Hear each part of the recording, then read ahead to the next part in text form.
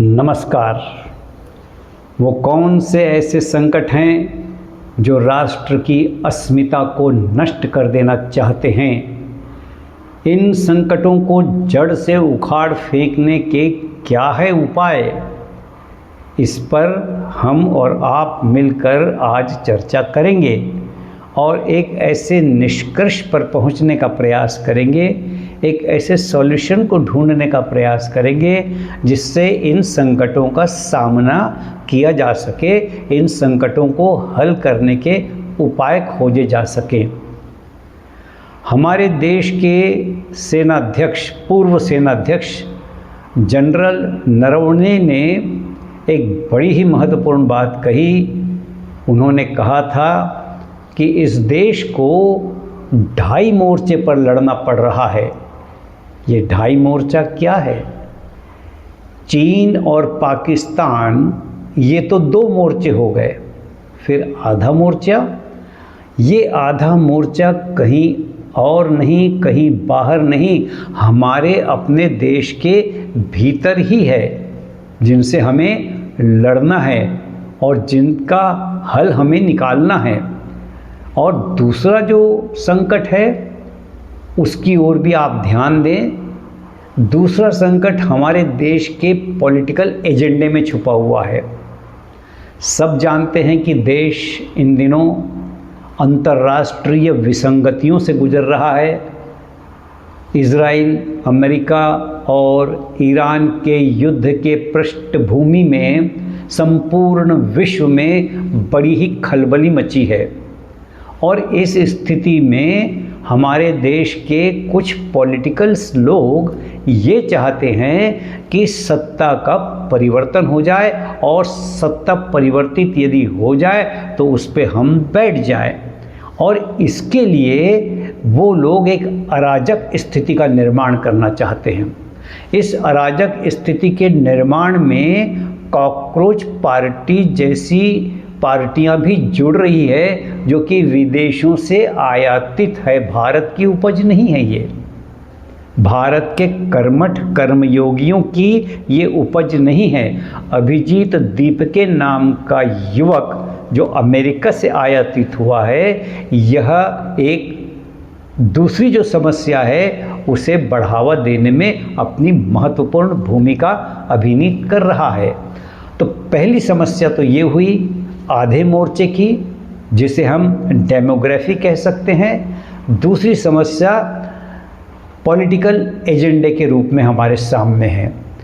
आइए सबसे पहले हम भारत देश में तेजी से बदलते जा रही डेमोग्राफी पर विचार करें।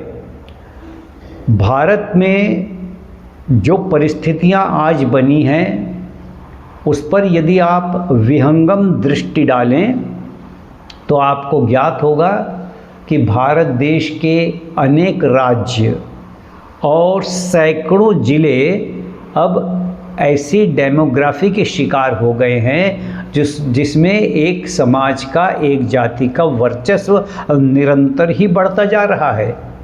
और उनकी योजना है, उनकी योजना के अंतर्गत ये डेमोग्राफी इस तरह से बढ़ाई जा रही है। इस योजना के अंतर्गत जैसा कि सारे विश्व में हुआ है, आज सारे विश्व में 56 ऐसे देश हैं जो मुस्लिम राष्ट्र बन चुके हैं। पहले ये राष्ट्र मुस्लिम राष्ट्र नहीं थे। ये अपने अपनी जाति, अपनी अपनी संपदा, अपनी अपनी परंपराओं को लेकर जी रहे थे। फिर धीरे धीरे वहाँ डेमोग्राफी बदली और अंततः वहाँ पर इस्लामिक शासन की स्थापना हो गई। ऐसे 56 देश इस विश्व में हैं। वर्तमान समय में भारत और यूरोप का ब्रिटेन इसके ताज़ा शिकार आपको दिखाई देंगे, जहां बहुत भयानक रूप से डेमोग्राफी को बदला जा रहा है। डेमोग्राफी को बदलने के साथ ही साथ हम यह भी देखते हैं कि उस जाति विशेष के, उस धर्म के जो प्रणेता हैं, जो उनके धर्मगुरु हैं, उनके जहरीले बयान, उनके अलगाववादी बयान, ऐसे ऐसे बयान उनके आ रहे हैं जो इस देश के अंदर में अराजकता को पैदा करने का कारण बन रहे हैं। एक कट्टरपंथ की स्थापना उनका लक्ष्य है। कट्टरपंथ की स्थापना की पार्श्वभूमि में कारण यह है कि वो भारतवर्ष को गजबाए हिंद करना चाहते हैं, सारे भारतवर्ष को इस्लाम के झंडे के नीचे लाना चाहते हैं। ये हुआ ये पहला विषय जिसके अंदर में उनके धर्मगुरु मन प्राण से जुटे हुए हैं। दूसरी ओर हमारे देश के जो विपक्षी नेता हैं, भाजपा और उनके सहयोगी दलों को छोड़कर इंडी गठबंधन के जो बहुत सारे दल हैं, उन दलों के जो नेतागण हैं, जिसमें प्रमुखता से यदि नाम लिया जाए श्री राहुल गांधी जी का, तो अनुचित नहीं होगा। ये लगातार जब से ईरान, अमेरिका और इज़राइल में आपस में युद्ध छिड़ा हुआ है, तब से ये इस बात का प्रयास कर रहे हैं कि भारत में एक अराजक स्थिति पैदा हो जाए। स्थिति पैदा नहीं हुई, ये एक अलग बात है। इसके पीछे कारण है। इसके पीछे कारण ये है कि नेपाल और बांग्लादेश में जो क्रांति हुई, उस क्रांति के पीछे कारण थे।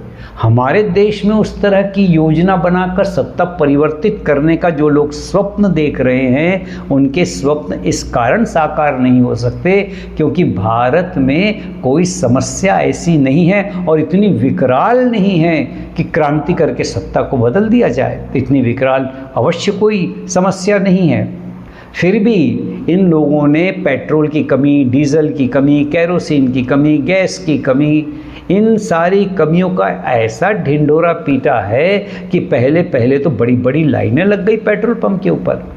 लेकिन धीरे धीरे नागरिकों के समझ में आ गया कि वस्तुतः ये कोई समस्या असली नहीं है, ये बनाई गई समस्या है। और आज देश नॉर्मल है, न किसी पेट्रोल पंप पे भीड़ है, न किसी गैस एजेंसी की ऑफिस में भीड़ है, सब कुछ सुचारू चल रहा है। जो लोग इस तरह की अराजकता पैदा करना चाहते हैं और लगातार करने का प्रयास कर रहे हैं, बिल्कुल हार नहीं मान रहे। हालांकि जनता इनकी हकीकत को जान गई है, तो भी ये हार नहीं मान रहे। ये दो समस्याओं को भारत देश को जूझना है, इनसे लड़ना है और इसका उपाय खोजना है। जहाँ तक हम समझते हैं, आज हमारे देश में आवश्यकता इस बात की है कि डेमोग्राफी को बदलकर गजबाए हिंद की स्थापना करने का लक्ष्य लेकर जो चल रहे हैं, उन्हें चाहिए कि वे राष्ट्रीय विचारधारा में, राष्ट्र की धारा में सम्मिलित हो जाएं, अपने अनुयायियों को भड़काने बहकाने का कष्ट न करें, कोशिश न करें। और जैसा कि वो लोग दावा करते हैं गंगा जमुनी तहजीब का, तो गंगा जमुनी तहजीब का उपदेश दें अपने अनुयायियों को। उन्हें बताएं कि भाई सारे भारत के लोग आपस में भाई बहन हैं, आपस में भाई बहन हैं और सबको मिलकर इस राष्ट्र का उत्थान करना है, विश्व में इस देश को सबसे शक्तिशाली बनाना है।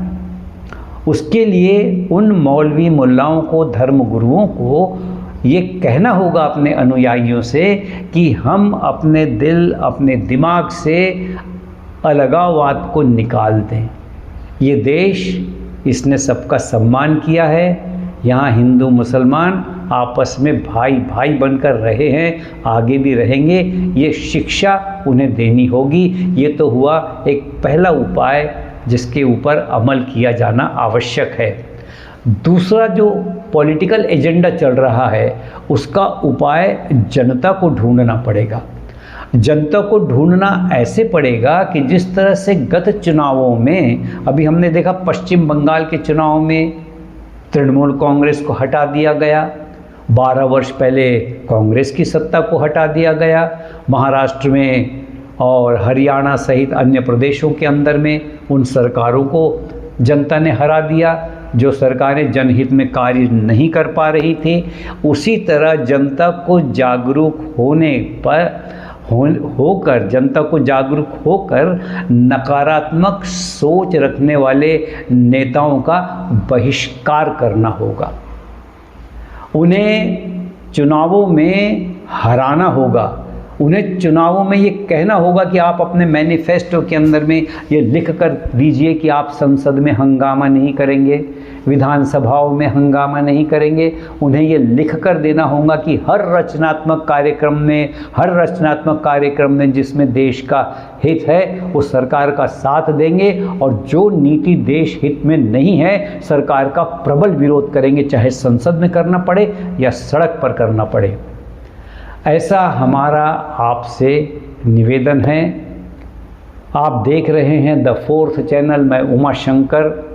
यदि कंटेंट्स आपको पसंद आ रहे हों तो इसे लाइक और शेयर करें, हमारे वीडियो को सब्सक्राइब करें, और आपकी क्या राय है कमेंट्स में हमें लिख कर बताएं। पुनः किसी अगली समस्या को लेकर हम और आप एक साथ बैठेंगे। तब तक के लिए जय हिंद, जय भारत, जय श्री राम।